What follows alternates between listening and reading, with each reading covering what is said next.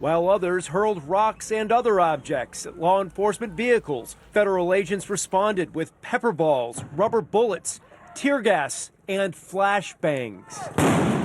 Law enforcement has resorted to using less lethal weapons to try to maintain order amongst people protesting deportations in Los Angeles. Let's go over the effects of these weapons on the human body, starting with pepper balls. So these are projectiles filled with chemical irritants like capsaicin, which can make your eyes red, can cause a burning sensation in the eyes, nose, mouth, and in the lungs. The effect lasts anywhere from 20 minutes to an hour. This study looked at the effects of capsaicin on the eyes and found that a single exposure is unlikely to cause any long-term damage. However, repeated exposure can lead to increased corneal sensitivity.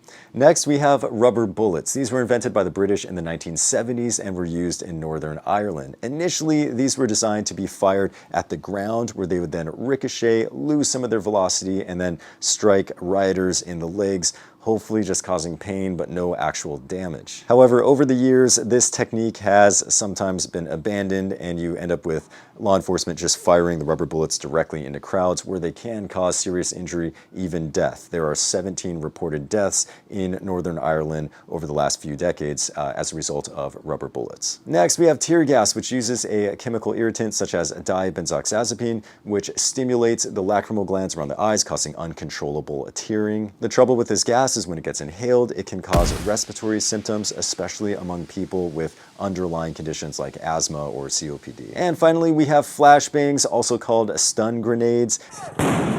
These were also invented by the British in the 1970s, but were initially used as a training exercise to try to condition their soldiers to keep their cool when there are explosions blowing up all around them. The cool thing about these devices is they are designed to stay together so you don't end up with shrapnel spreading out everywhere, causing injuries. However, the bang itself is very loud, 170 decibels. That's enough to cause hearing loss. In summary, I want to know what you guys think. Do you like the fact that law enforcement officers have access to these types of less lethal weapons?